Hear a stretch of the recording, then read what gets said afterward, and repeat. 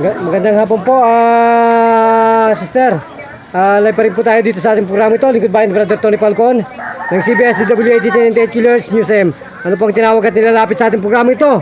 Pandaki nagkaroon po kayo ng interest na subukan ng ating pong may malang gerontologist mental martial arts therapy. Ano po ang naging sakit nila? High blood. High blood na sana po ang high blood ninyo. Lumayas na. Lumayas na ilang pong minuto na pinalayas ng Panginoon ang inyo pong high blood na yan.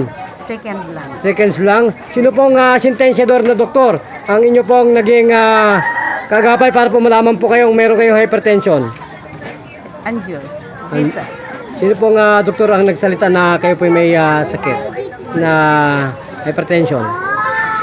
Yan doktor sa PGH. PGH. So nasana po yung inyong hypertension na yan? Wala na. Wala na. So ano po ang tunay na pangalan? Di po bahagi po at paalam sa lahat po na nakikinig at tumatagilik ng programa ito. Lingkod Bayan, sige po. Aidan Felices. Aidas Felices. Taga saan po yan? Atagig. Saan po sa Taguig?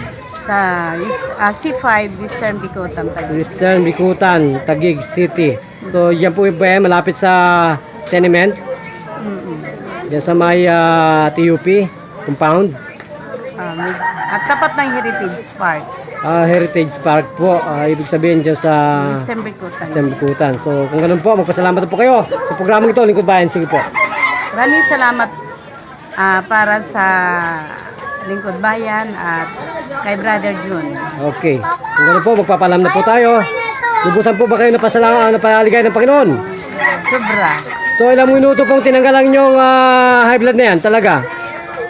Siguro mga 5 minutes. 5 minutes. Kung gano'n po, magpapalan tayo. Ito pa rin po ang inyong abang lingkod. Brother John, nag-uulat at nagbabalita para sa Lingkod Bayan. News AM. Bida ka kasamang Tony Falcon. Thank you, Master Rosambugay.